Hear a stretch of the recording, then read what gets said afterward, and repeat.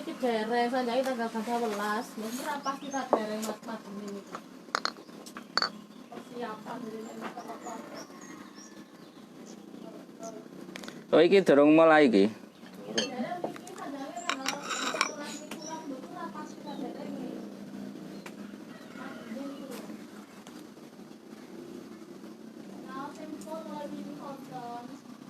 Oh ngajine yang wis mulai.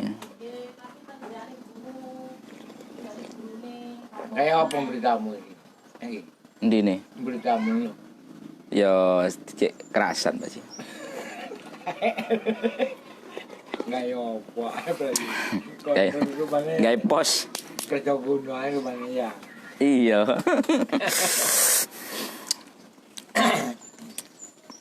Bila kerja masih. Kok nggak ada? Sisuk.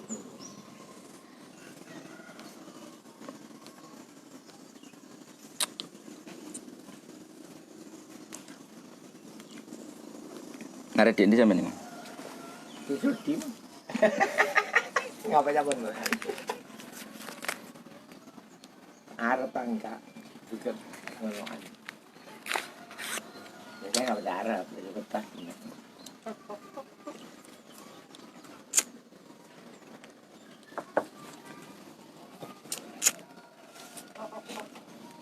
Ini loh, Beko. Kiai Pak sih, jarane wis. Ngetang tahu ya? Iya, bayar. Murahnya nggak? Nanti sampean ini. Nambah itu. Eh? Nambah itu ke tiba. Rumah piro sih? Terlalu jili. Anu, Jawa. Cowok. Kita ada suket ini. Iya.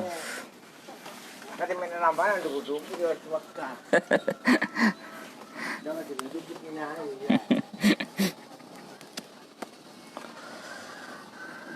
Oh, ini. Iya, Pak Ci.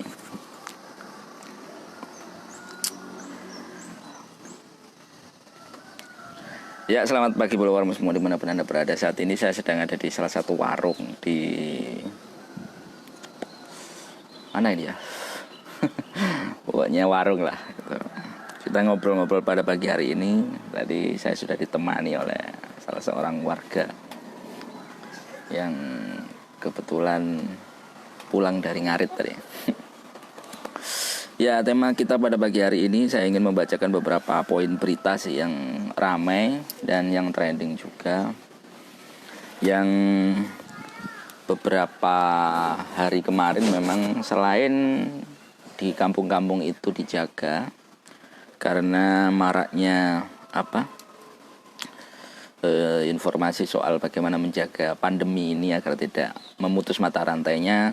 Kampung-kampung di lockdown atau kampung orang di lockdown asli nih, kampung-kampung dilakukan penerapan physical distancing ya. Nah di baku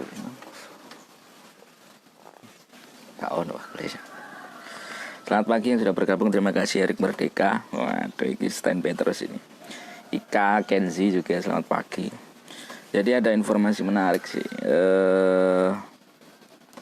kaitannya dengan kriminalitas di tengah pandemi. Kita juga memang belum mendapatkan indeks yang atau data yang memang benar-benar apakah memang ada lonjakan di tengah pandemi ini. Ketika saya pikir gini, ketika proses ini terjadi, agak nganggur kemarin, ono di rumah saja, kriminalitas juga akhirnya meningkat sih. Bukan meningkat sih, ada gitu. Tapi ini juga bisa ditekan dengan keberadaan kampung-kampung yang akhirnya menjaga kampungnya hampir tiap malam. Bahkan ini kan menarik karena tiap malam itu warga menjaga atau kampungnya dari orang asing. Nah, cuman memang informasi yang kemarin beredar dan kita juga menulisnya di Warta Promo ya. Ada di mana ini, di daerah Tambak Sari Purwodadi ini ada 5 orang pemuda yang ditangkap. Kenapa? Karena diduga mencuri. Ini sudah ada di Polsek Purwodadi. 5 kawanan begal yang berhasil ditangkap di Purwodadi. 5 kawan begal beraksi di Desa Sumberjo, Kecamatan Purwosari. Oh, Sumberjo ya, perbatasan berarti. Di antara Desa Sumberjo sama Desa Tambak Sari. Nah, tapi ketangkapnya di Tambak Watu. Akhirnya masuk lokusnya Purwodadi, tapi ini ketulisnya Purwosari nih. 1 di antaranya berhasil ditangkap warga. 1 pelaku yang tertangkap diketahui berinisial TI, warga sebuah desa di Kecamatan Purwosari, sebuah desa. Jadi ditangkap di Tambak Sari gitu. Ini kata Pak Kades Purwodadi. Ada juga kriminalitas yang ini tipu-tipu arisan online. Wah, ini rawan juga. Ini di Mayangan Probolinggo, merasa tertipu oleh arisan online. Sejumlah emak-emak ini mendatangi SPKT Polres Probolinggo Kota. Arisan online diduga telah merugikan puluhan nasabah yang nominal mencapai ratusan juta rupiah. Mama itu melaporkan seorang wanita dengan akun Facebook. Nah, ini akun Facebooknya ini. Akun Facebooknya Fanny Kitty. Nah, @FannyKitty. Nanti bisa dicari di Facebook ya ini ya. Ini dilaporkan ini. Tapi kita nggak tahu juga ya. Yang jelas Wonosekur liwat nih. Selamat pagi pelawar yang sudah bergabung. Saya lagi di Marung ngopi, rokokan. Sambil kita ngobrol soal editorial Warmo hari ini. Trending kita memang terkait masalah pencurian yang terjadi di salah satu kecamatan di Kabupaten Pasuruan. Ya, arek-arek nom-noman ya, begal ning desa.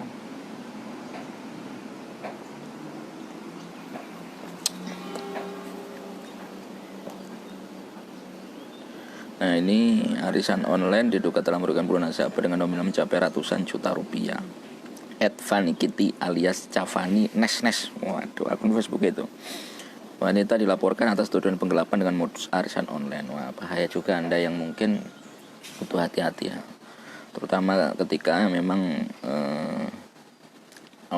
bermain atau berselancar, harus hati-hati banget katanya dengan penipuan-penipuan online.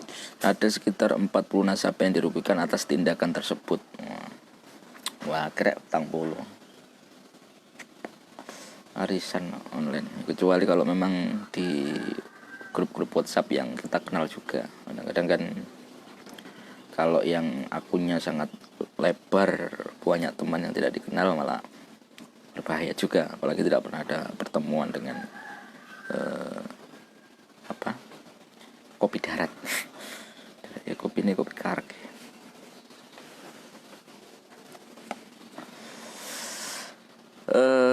Itu tadi beberapa informasi. Saya juga menyapa yang hari ini sudah bergabung ya. Terima kasih Ika Kenzi yang dari Krati, kemudian Naila Kamala dari Bonagung Kota Pasuruan ini kayaknya. Kemudian Mampir Kawinongan. Oh iya. Mampir hilang. Terima kasih buat Andika Konslet, Naila Kamala juga. Selamat pagi. Saya sudah mengucapkan beberapa informasi. Tema kita pada pagi hari ini ya soal kriminalitas yang terjadi. Selamat pagi juga Bapak Waluyo Utomo yang ada di Kertosari, Mas Rizal Proling Kedung Asem, terima kasih hadir juga, yang sudah bergabung juga di masa kita di Fakultas Kametu. Selamat pagi. Wah, ini Pak Awe. Saya mau sih. Mau nelpon Pak Awe ini kalau berkenan ini, kita ngobrol soal bagaimana dorongan ngopi. Nyapa saudara juga ya. Pak Awe selamat pagi. Saya mencoba untuk membahas soal itu tadi. Mungkin saya akan mengawalinya dengan mudah-mudahan ada nomornya Pak Kades.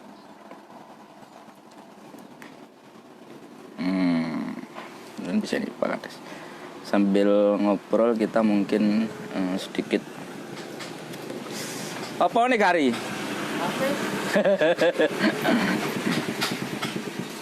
Ya. Memang beberapa kejadian beberapa kali memang tidak sering sih kita memberitakan beberapa informasi yang berkaitan langsung dengan tingkat kriminalitas yang ada di beberapa daerah. Namun dengan semangat yang ditunjukkan oleh warga sehingga langsung bisa diungkap. Meskipun rata-rata sih bunyi ditandangi.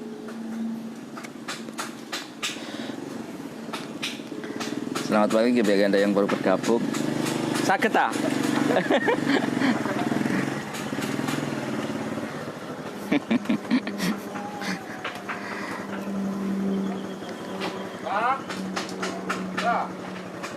Sing dodol keteko iki.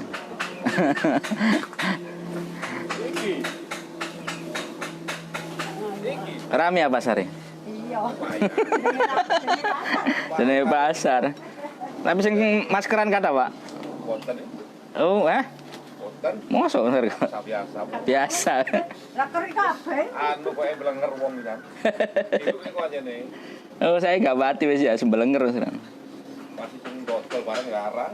Tapi wis koyo biasa berarti. Gitu. Biasa. Biasa wis. Bosen wong kan.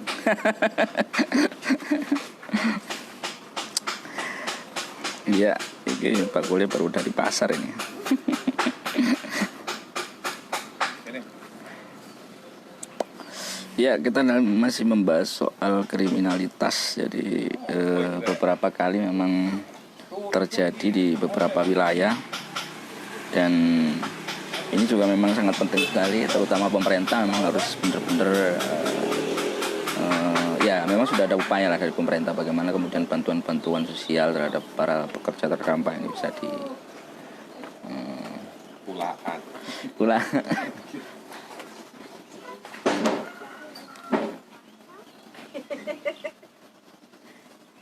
Iya lah, gak nggawa apa-apa nang pasar melok.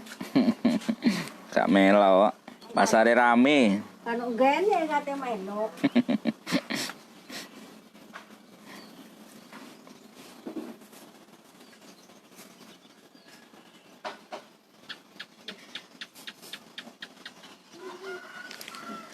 Ya, saya mencoba untuk ngobrol juga dengan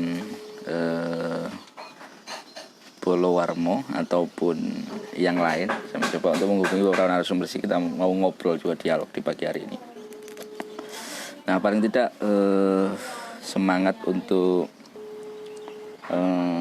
kita menjaga Kamtibmas di masing-masing ini juga penting ya, karena memang ngomong kriminalitas, ngomong tingkat kesusahan masyarakat di tengah pandemi ini juga berdampak sekali. Terutama kaitannya dengan pekerjaan ya. Mungkin bisa sharing lah bagaimana masyarakat ngono PTE biasa ya ning kampung. Selamat pagi Bolowarmo yang sudah bergabung, terima kasih. Silakan Anda sharing terutama ya. Assalamualaikum. Selamat pagi, Pak. Waalaikumsalam, Pak Komisaris. Iya, ini saya lagi ngopi nih ya. Ini Pak Andre Wahyudi, salah seorang pimpinan DPRD Kabupaten Pasuruan. Oh, ngopi, saya mari ngopi lagi. Oh, enak teman tak ngopi. Lagi berjemur juga. Oh lah, iya, ini tepat ini emang. Enak-enak. Siapa ya Pak Yogi? Iya, ini kita lagi ngobrol juga sih sama Bolowarmo ya, sambil cangkruan santai.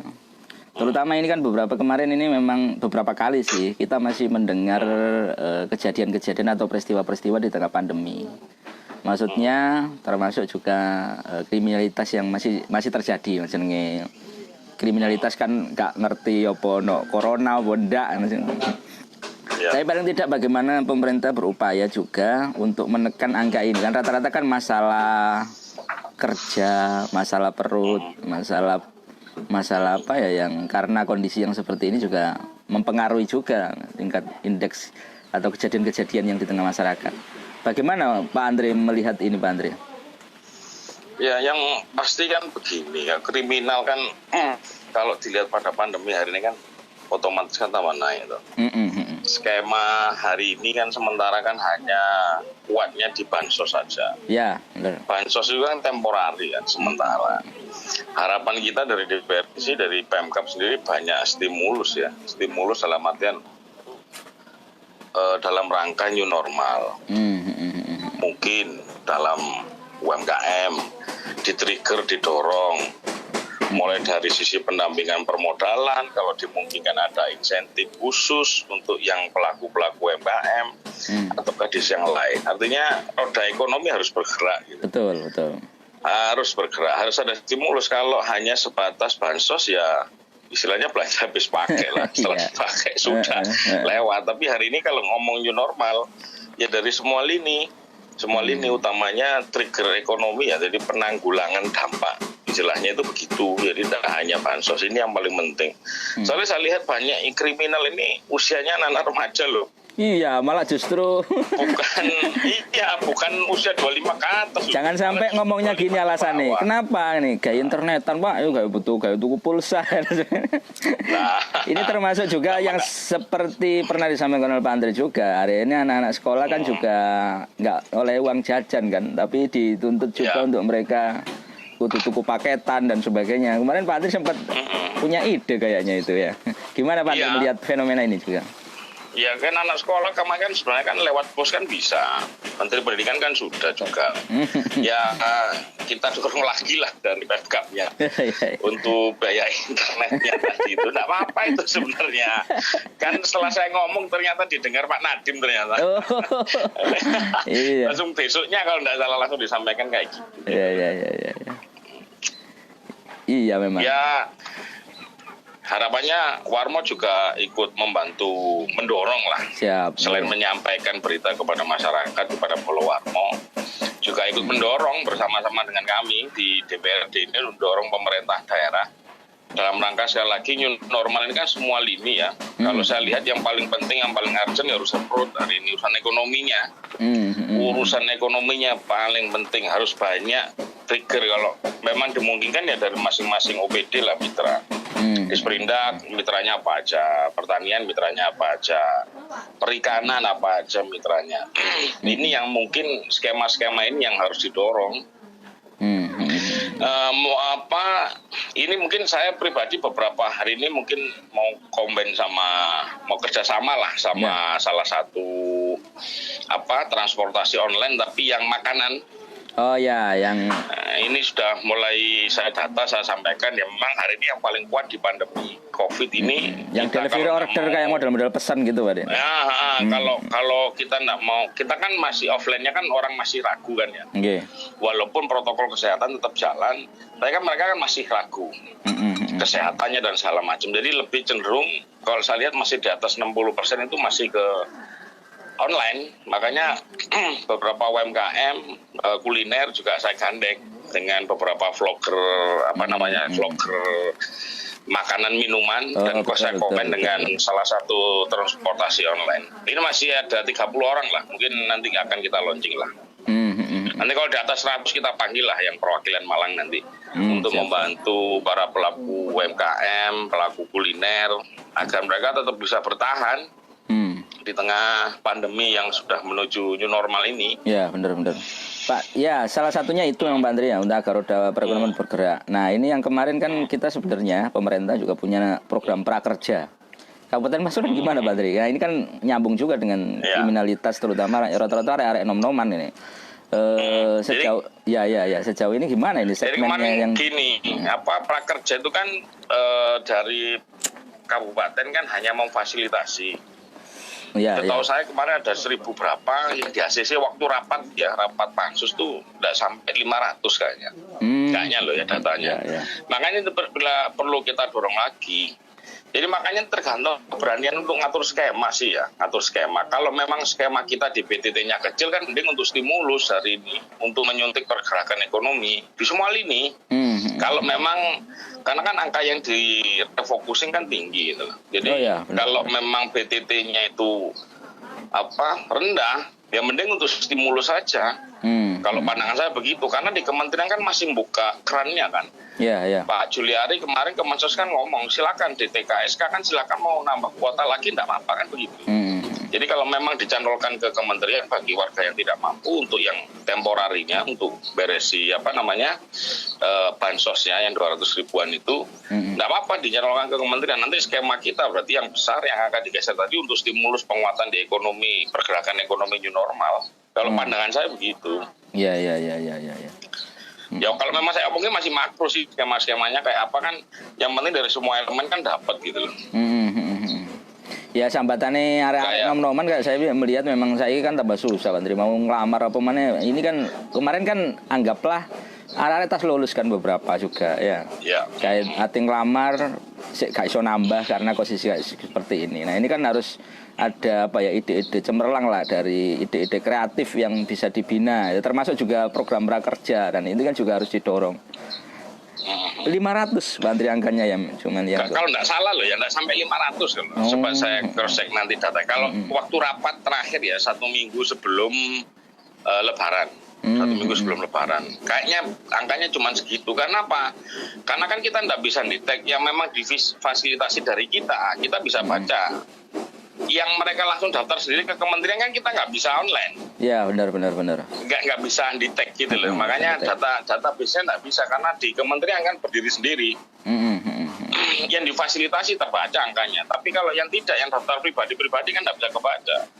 Dan mereka kan ya ngapain lapor ke PMK kan. Kalau yang tetap kan begitu masalahnya. Ya Pak Andri gini, Pak Andri adalah sosok pimpinan DPRD yang paling visioner muda lah dikatakanlah begitu. Nah melihat ini kan bagaimana kan sekarang begini. Wah celentuan Riko. Nah ini kan begini ya.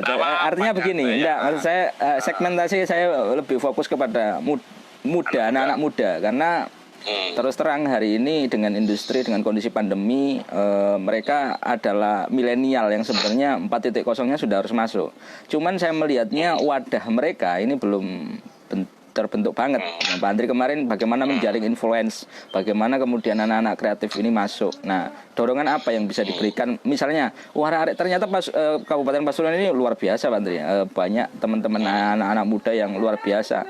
Malah iso jebol website yang kemarin ya bikin robot juga bisa ini yang kemarin di Suwayo kami sempat dialog.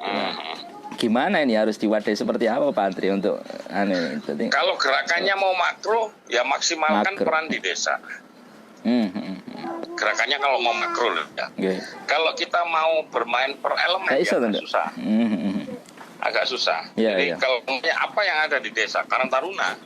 Oh ya, benar. Kan pasti ada. Nah ini yang nanti ditegur. Kalau kita ngomong elemen musik mungkin tidak semua anak muda ataukah tidak semua daerah punya. Ya kan kalau ngomong anak-anak kreatif budaya ikan lele mungkin daerah pesisir atau Pasuruan Tengah yang banyak. Pegunungan tidak ada. Artinya tersegmen sama geografis. Kalau saya lebih cenderung di pemerintahan desa itu pasti ada Karang Taruna, anak-anak muda. Nah ini nanti potensinya ya tergantung klaster lagi. Tapi kalau mau nyantolkan gerakan ini biar makro masif itu di pemerintahan desa kalau pandangan saya loh ya itu lebih merata. Maunya di mana nyantolnya di Dispora mungkin. Di pemerintahan desanya sendiri di PMD nanti umpamanya ADD ataukah DD nanti sempilkan berapa persen untuk pergerakan anak muda umpamanya. Mau pelatihan videografi, mau marketing, mau undang perbankan, mau fasilitasi keahlian teknologinya kalau mereka sudah ada di sana apa kita tinggal lakukan lagi gitu. Ya memang agak butuh waktu untuk metaninya sih. Agak butuh waktu, tapi bisa lah pengklasterannya dipakai dapil aja daerah pesisir, daerah perkotaan, daerah pegunungan gitu aja kan sudah kelihatan sebenarnya. Karena tetap lepas dari geografi sih, sama potensi kiri kanannya. Kalau industri pasti berbeda karakternya sama di Tosari. Itu lebih paling ketemu 6, 7, mentok 10 lah kriteria daerahnya. Nah, didorongnya lewat apa? Di UPD-nya tergantung mau masuk di mana.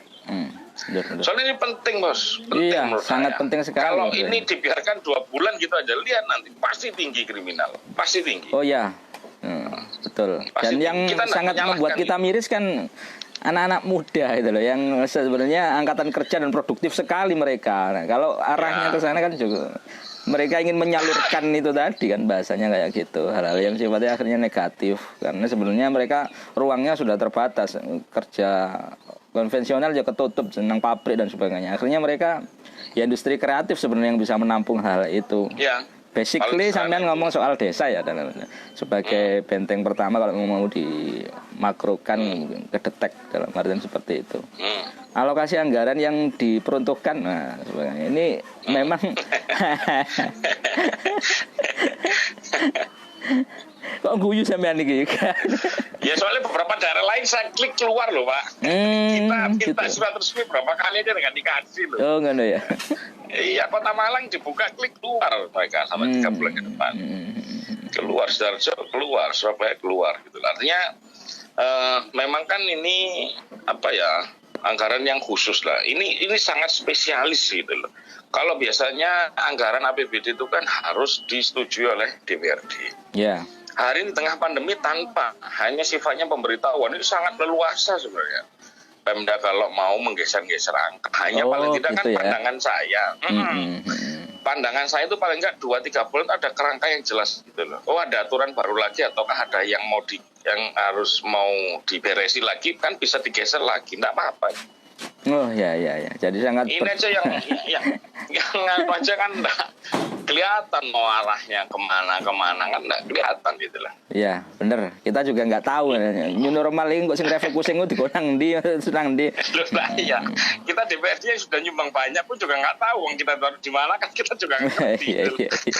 Ojo sambat nang aku loh ya, iso. Oh, enggak. Itu juga enggak curhat. Enggak halu, Bos. Enggak halu. Siap Pak Andre, mohon maaf sudah ikut tergabung. Iki ditelepon aku iki ora nelpon iki akhirnya. Iya.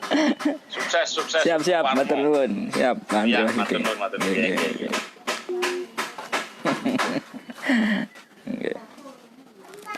Wis mateng tak godhoe. Waduh. Pak. Mriku ae wis. Topiko. Oh, betul mriki. Wah, cocok iki godhoe. Itu tadi obrolan dengan Pak Andre Wahyudi. Pulang lagi kalau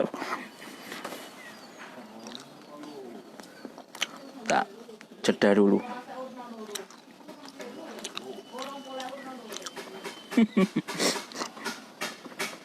Terima kasih yang sudah bergabung. Kopinya enggak ada. Oh, ada kopinya. Enggak ketok. Duh, kopinya Mas Dam. Terima kasih, wah, Mas Eko Suryono, wah, yang sudah bergabung. Kita tadi ngomong soal kriminalitas juga ya.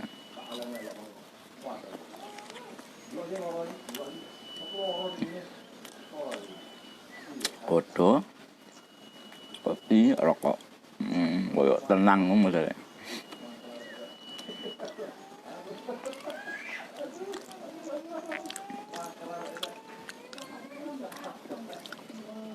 Saya lanjut sedikit.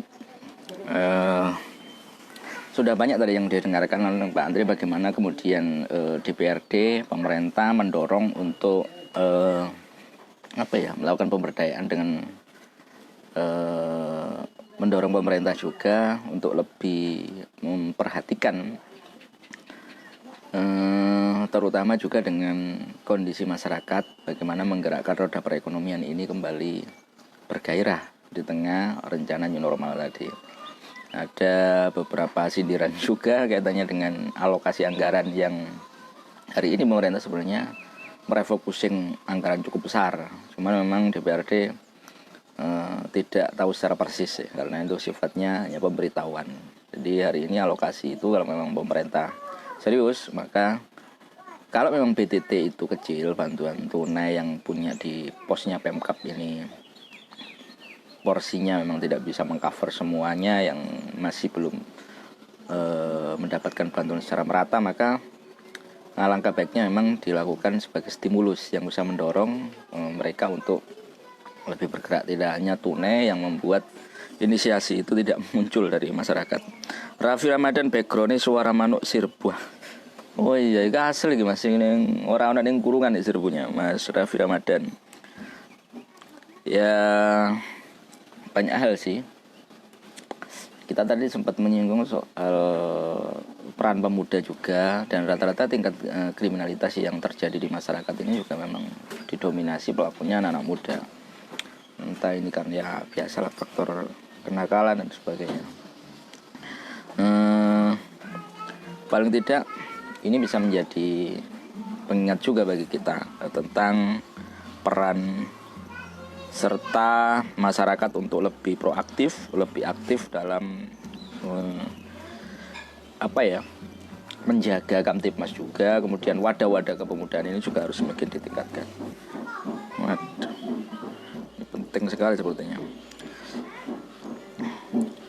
Saya akan mencoba untuk menghubungi sekarang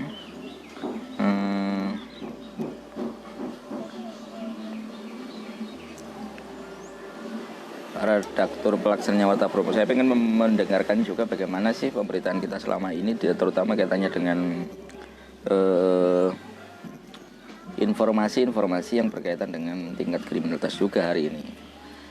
Mungkin di tempat Anda ada beberapa hal bagaimana masyarakatnya kemudian menjaga kondusivitas wilayah, kemudian bagaimana mereka mengcover kondisi pandemi ini dengan kegiatan-kegiatan yang melibatkan peran serta pemuda, kemudian memberdayakan teman-teman di desa, teman-teman muda untuk lebih proaktif dalam nyambut gawe bareng begitu bahasanya.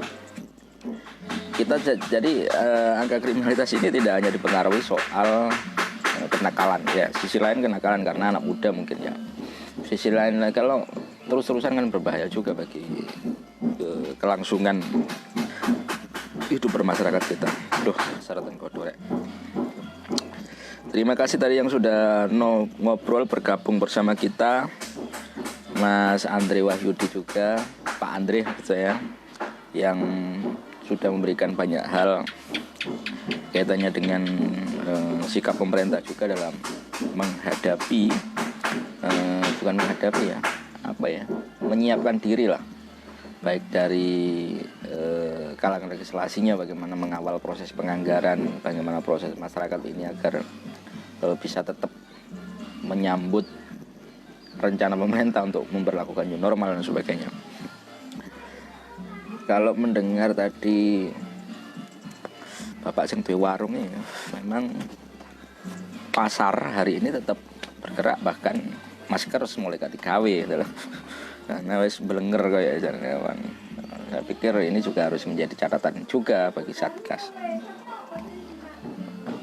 Kalau toh memang yang kemarin-kemarin itu memang benar-benar dijaga untuk itu, apa memang benar-benar sudah dinyatakan bahwasanya isu atau bukan isu ya, wabah ini sudah hilang dan sebagainya. Ketika kemudian new normal tidak ada, ini kan berbahaya juga bagi peningkatan kita, karena jujur saja di Pasuruan ini juga masih tinggi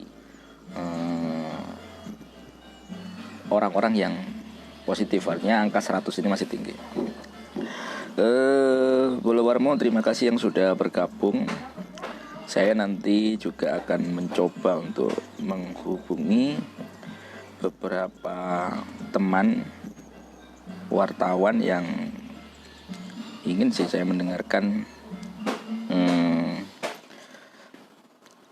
bagaimana mereka selama ini dalam memberikan informasi, juga memberikan pemberitaan apa sih motif-motif yang terjadi di balik angka kriminalitas. Mungkin saya memang sengaja tidak menghubungi pihak aparat kepolisian karena mereka justru pada kasusnya. Tapi ini kan kita ingin berbicara pada beberapa poin masalah-masalah yang justru akan menjadi atau melatar belakangi banyaknya kejadian-kejadian yang sering terjadi di masyarakat.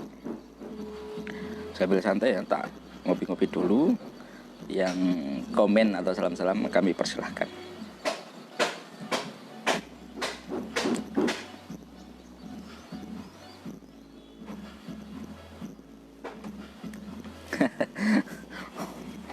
Pagi Pak Ridwan, Mas Prayogi buka warung Cak Ridwan.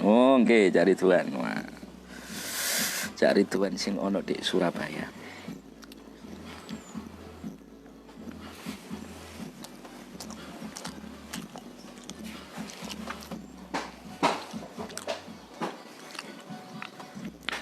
iki kopine.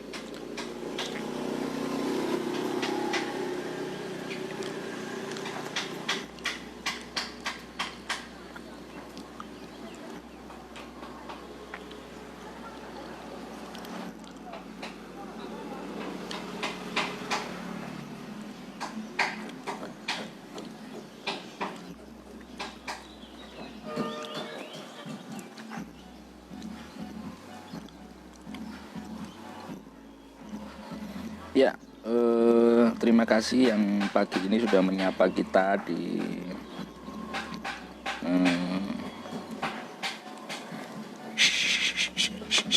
wah, direk.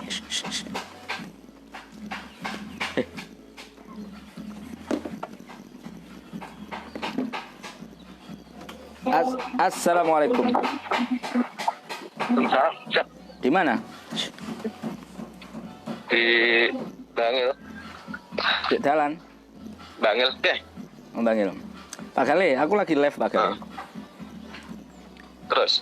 Ya, saya sih pengen ngobrol aja dengan sampean. Misalnya apa yang selama ini kan ono tingkat kriminalitas juga kan yang terjadi di tengah pandemi bahasa gitu kan. Kita ngambil tema itu Pak Gale. Pak Gale ini kan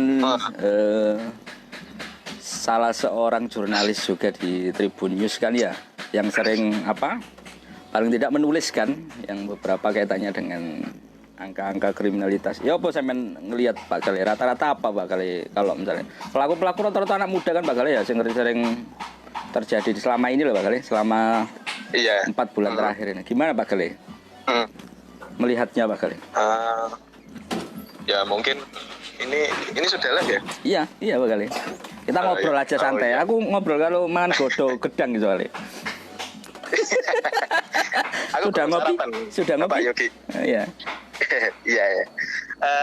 Kalau saya melihat sih tingkat kriminalitas ini kan efek domino dari beberapa fenomena yang terjadi, terutama kan ya pandemi ini kan. Iya. Saya kira pandemi ini kan juga memberikan dampak global, bukan hanya di Pasuruan, di Indonesia, di dunia pun juga dampaknya juga sangat luar biasa. Iya. Memang dari sudut pandang saya pribadi, ketika ngomong soal kriminalitas, memang ada yang memang dia secara hati nuraninya atau secara kepribadiannya itu memang ingin sebagai pelaku kejahatan. Oh ya, nakal ya. Nakal. Atau bisa juga menjadi sebagai karena kebutuhan kondisi, kepepet. Ya, kepepet. The power of kepepet. Kepepet ya. Jadi banyak beberapa contoh kasus kemarin ketika ada seorang pengedar sabu dan ganja yang dia juga baru mulai berjualan di saat pandemi. Alasannya sih memang karena ekonomi. Jadi dia kehilangan. Pelaku ini baru jadi pemain. Baru. Tapi memang dia sudah menjadi pengguna itu sudah beberapa bulan. Nah akhirnya ketika dia dikeluarkan dari perusahaannya, dia tidak bisa menghidupi keluarganya, tidak bisa membelikan susu anaknya. Akhirnya dia mencobalah untuk berjualan. Ibaratnya satu dayung 2 pulau terlampaui. Artinya gini, gitu ya. ketika dia butuh untuk nyabu, dia tidak punya uang untuk beli sabu, akhirnya dia berjualan. Ketika dia berjualan, dia dapat untung 2. Dalam satu sisi dia untung secara ekonomi, artinya dia mendapatkan keuntungan dalam bentuk uang. Dia juga mendapatkan keuntungan dalam bentuk sabu. Jadi dia Ya. Bahasa kasarannya dia bisa nyabu secara gratis.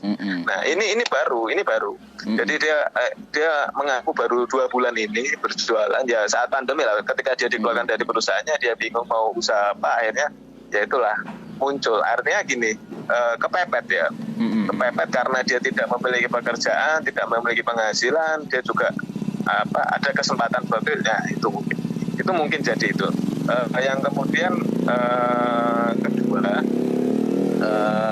banyak pelaku-pelaku ini yang juga mungkin yang saya sebutkan tadi, dia memang nakal ya. Artinya nakal itu seperti itu. Mayoritas mereka sudah pernah dihukum, tapi dengan dihukum dia tidak tobat, tidak sadar, tetap berulah kembali. Nah ini yang perlu menjadi catatan. Betul. Jadi anak-anak yang nakal ini yang harusnya ada tindakan yang lebih tegas. Tapi selama ini, selama sampean meliput ya, rata-rata usia mereka ini kan masih muda Pak Gale ya. Usia-usia kita lah bahasanya masih ya. gitu. Ya mungkin kalau saya melihat kenapa mereka usia-usia muda, mungkin dari pertama mungkin faktornya karena lingkungan ya, karena kalau saya pernah atau orang pernah menyampaikan kalau kamu pingin soleh ya kumpullah sama orang-orang soleh. Kalau kamu pingin wangi kumpullah sama orang-orang penjual minyak wangi, kan kira-kira seperti itu. Betul. Ketika mereka salah bergaul, mereka salah berkumpul, akhirnya mereka terlibat. Bahkan mayoritas itu gini, Pak Yogi. Jadi memang anak-anak nakal ini mengajak teman-temannya yang notabene bukan anak-anak nakal untuk bergaul bersama. Nah, akhirnya mereka terlibat di dalamnya. Mungkin peranan mereka hanya ikut mengantarkan saja atau ikut menonton saja karena mereka tidak beraksi. Tapi secara hukum pidana mereka terlibat turut serta, ya kan? Masuk ke pasal 55 itu. Betul. Jadi saya kira pergaulan yang salah ini yang membuat mereka itu. Karena memang banyak sih kayak begal itu contohnya. Ada 5 orang sebagai komplotan sebagai komplotan. Ketika 5 orang ini yang begal asli, begal murni itu mungkin hanya 2-3 orang. Yang sisanya itu mereka mungkin hanya ikut, atau mungkin bisa jadi dia juga tidak tahu apa-apa, tiba-tiba diajak minum, terus tiba-tiba diajak beraksi, mereka hanya dikasih uang. Nah, mereka tidak tahu sebenarnya. Nah, kira-kira seperti itu. Iya. Itu soal salah pergaulan. Bisa jadi mereka juga mungkin kurang pemahaman bahwa begal itu juga salah, melanggar hukum dalam hukum pidana ya, dalam hukum Islam juga salah kan gitu. Iya. Ya, kalau tadi sempat kita ngobrol sih sama Pak Awe, Pak Andre ya. Ini hubungannya juga dengan kebijakan pemerintah, perhatiannya terhadap keberadaan pemuda-pemuda ini. Saya kan roto angel kok nyambut gawe jadi sampean tadi ada kasusnya ya. Nah, gimana sebenarnya Pak Gali ya misalnya apakah proses ini juga harus menjadi perhatian serius dari pemerintah untuk dibukanya prakerja sampean kayak program-program prakerja. Tidak di kabupaten kayak Pasuruan ini kan cuma 500 kan sedikit Pak Gali dengan jumlah angkatan kerja kita yang lulus sih yang lulus kan waket tambahan. Iya, betul. Ya saya kira memang perlu ada kebijakan atau terobosan kebijakan yang sangat serius untuk menangani ini karena memang tidak bisa dibiarkan. Di Pasuruan kalau saya tidak salah, angka penganggurannya kan cukup tinggi di setiap tahunnya, ya kan? Betul. Apa mana saya ini yang pandemi ya Pak saya? Nah, ketika di pandemi ini kemarin saya dapat data dari Sarbu Musi terakhir yang waktu saya ngobrol dengan ketua DPW Jatim itu kan hanya Sarbu Musi itu sekitar 5 ribuan atau 10 ribuan buruh yang dirumahkan karena pandemi. Nah, ini kan otomatis ada pengangguran yang dia pengangguran lama notabene dan ada juga catatan pengangguran yang baru. Nah, otomatis angka ini kan semakin meningkat. Iya, benar. Saya kira itu perlu memang ada kebijakan. Kerja mungkin kalau 500 ya tidak sebanding lah dengan angka yang di Pasuruan. Ya mungkin perlu ada pelatihan atau pendampingan yang sekiranya itu bisa menciptakan lapangan pekerjaan. Kalau kemarin saya kan pelatihan kan ya gak iso ngumpul-ngumpul ya Pak Gali ya. Pelatihan online ya, terobosan baru harusnya. Pelatihan, ya pelatihan online. Ya Keprakerja itu kan memang pelatihan online. Dia kan ada terkoneksi dengan beberapa jaringan. Akhirnya mereka membuat sebuah pelatihan itu. Ya saya kira masih bisa lah diatasi kalau masalah. Itu hanya teknis loh. Bagaimana nanti pembagiannya sekiranya ini pengangguran tidak menumpuk. Kalau saya boleh memprediksikan, ketika ini tidak segera diatasi, saya kira akan banyak angka kriminalitas akan semakin meningkat karena memang ya itu tadi orang butuh makan, sedangkan sekarang juga nyari makan susah, nyari pekerjaan juga susah kondisi seperti ini. Nah ya itu akhirnya angka kriminalitas itu. Tapi yang perlu jadi catatan juga gini, kenapa terjadi kriminalitas? Karena ada kesempatan. Nah, saya kira ketika kita meminimalisir kesempatan untuk para predator jalanan atau siapapun, meminimalisir kesempatan itu, saya kira ya tindakan itu tidak akan terjadi kan gitu. Betul, Cuma memang itu rasionya kan juga sangat sedikit loh, ketika kadang kita sudah antisipasi, kita sudah jaga-jaga, kita sudah mempersiapkan diri dengan baik, artinya sepeda sudah dikasih kunci double, sudah dikasih pengaman semuanya, tapi ternyata kemalingan ya berarti itu memang apes. Betul. Oke, Pak Gali, terima kasih. Selamat bertugas. Siap. Hati-hati di jalan, Pak Gali. Mas Yogi, terima kasih. Ya. Assalamualaikum. Lu. Oh, telik ini, Mas. Wah, terima kasih tadi Pak Gali yang sudah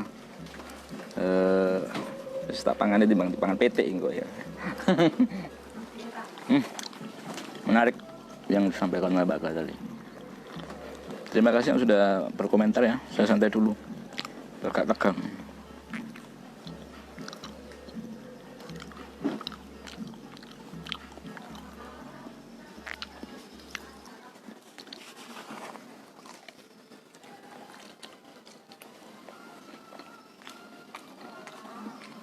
Ya.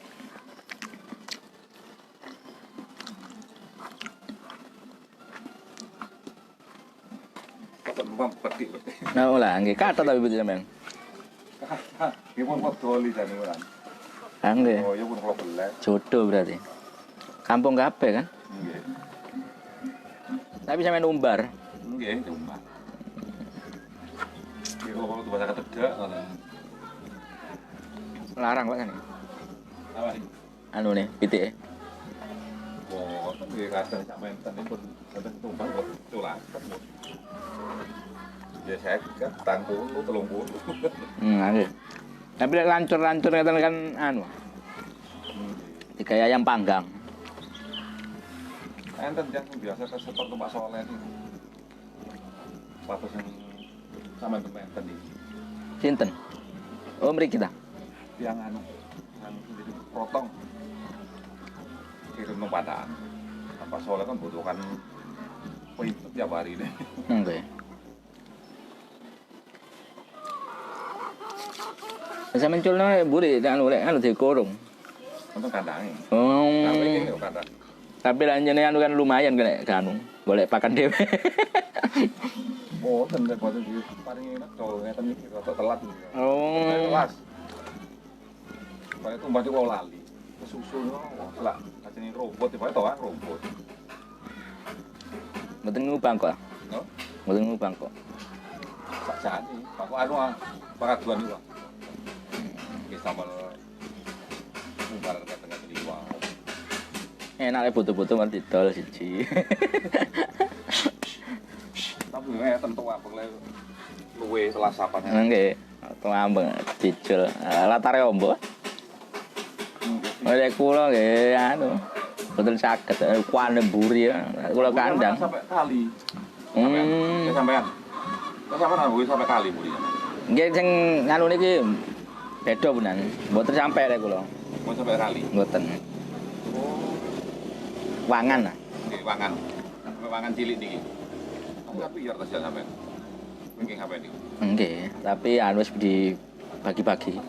Oh. Lah ini nggih. pun dibagi. Oh bener kali anu. Sing niki ya. Iya, lah ini dipatok ini. Anu apa? Derek Prona. Boten. Prona kok tak kasih setunggal sih an. Oh, lho napa ngoten mesisan. Oh. Nah, dasarnya Prona kan mau bagi. Ngeten iki. Jajane lek mesisan kali dipatoki. Kali mae kayak anu bagi jadi kan. Dipae mboten purun. Bayar dhewe-dhewe akhirnya ini. Purun kayak pulau Kiambon. Anu PTSL sing sakniki nih terakhir. sama talangnya di Sirwan. Mbok nek talangnya terus dibangane anu. Tadi siji aja. Awal dia.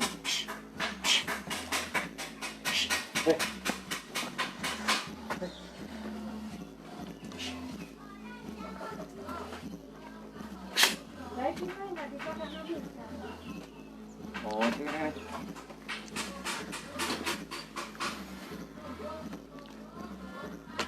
Ya, Bola Warmo, beberapa poin pemberitaan yang ingin saya bagikan kepada Anda juga ada ini informasi yang kemarin selain persoalan kriminalitas juga tadi yang terjadi di wilayah beraksi di Kecamatan Purwosari dan sekarang pelaku di Mapolsek Purwodadi yang kejadian di Sumberjo tadi. Ada juga informasi tentang munculnya hiu tutul di permukaan laut Kota Pasuruan. Wah, ini bagi Anda yang biasanya sih wilayah pesisir ini banyak juga yang apa? Biasanya kalau dulu sih itu dikai tamasya hiu tutul yang di perairan Pasuruan ya. Ini sudah mulai muncul ini. Ini informasi terbaru yang kita dapatkan kemarin. Di hiu tutulnya sudah muncul. Sekawanan hiu tutul atau bahasa ilmiahnya Rhincodon typhus muncul di wilayah laut di Kota Pasuruan. Diketahui kan ini bermigrasi dari perairan benua Australia. Hiu tutul yang dijumpai kali ini memiliki panjang sekitar 4 hingga 6 meter dan pada Senin hiu tutul ini tampak berenang hingga permukaan wilayah laut di Kota Pasuruan. Ada juga informasi dari Lumajang, Bola Warmo. Di Lumajang ini Pemkab Lumajang mengusulkan 2 lokasi untuk exit tol Probolinggo Lumajang. Oh, ya. Jadi Pemkab ini mengusulkan biar ada 2 lokasi untuk exitnya. Saya baca beritanya, pemerintah Kabupaten Pasuruan mengusulkan 2 lokasi. Pemerintah Kabupaten Lumajang mengusulkan 2 lokasi untuk exit tol Probolinggo Lumajang. Usulan ini berada di bagian utara dan selatan Lumajang. Bupati Lumajang Trikul Haq mengatakan ada beberapa usul untuk perencanaan pengerjaan jalan tol Probolinggo Lumajang. Hal ini disampaikan saat rapat koordinasi teknis bersama Bupeda Provinsi Jawa Timur. Itu informasinya. Kemudian di Kota Pasuruan juga ada informasi soal rencana pilkada ini. Nah, kemarin ini sudah ramai calon wali kota Pasuruan ini. Wah, bakal calon ya.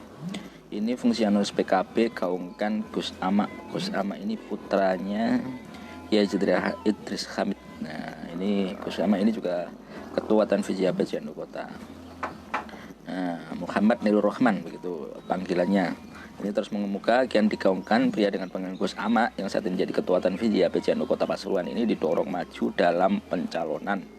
Suara dukungan kepada putra Kiai Haji Idris Hamid diserukan oleh Abdul Rahman, Ketua PAC PKB Kecamatan Bukul Kidul. Nah, ini mungkin masih belum secara keseluruhan ya, tapi isu ini sudah mulai bergulir gitu. Ini soal rencana pilkada. Nah, nanti kita mungkin akan membahas bagaimana pilkada di tengah new normal atau di tengah kondisi pandemi ini. Memang sudah ada atau pemerintah sudah kemarin kalau tidak salah kita sempat menulis ya soal diundurnya pilkada yang seharusnya memang di bulan-bulan ya di tahun ini ya, tapi sepertinya ini ada pengunduran yang akan dilakukan oleh pemerintah. Ini ada juga informasi selain politik tadi, ada juga dari Probolinggo. Ini persoalan tudingan BLT tak tepat sasaran warga demo. Wah, ini BLT apa ini ya? BLT DD kayaknya. Oh ya. Nah, akhirnya demo ke kantor desa ini dari Pakunaran Probolinggo. Ya, Pulau Warmo, terima kasih yang sudah standby dan tetap bergabung di pagi hari ini bersama kita. Anda yang sudah ikut nimbrung di sini, kami ucapkan terima kasih. Informasi kita pagi ini membahas soal kriminalitas di tengah pandemi. Saya pikir itu pagi hari ini saya akan mengakhirinya dengan ucapan terima kasih kepada yang sudah bergabung pada pagi hari ini.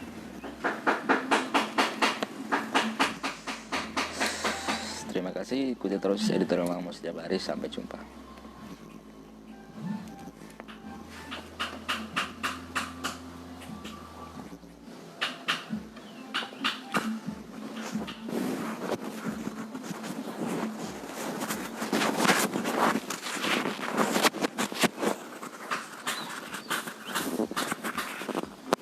Ketiko ya. Nggih. Mantuk Jawa Joshua mulut terang. Panas tok. Nggih. Modalnya mana mesti ya.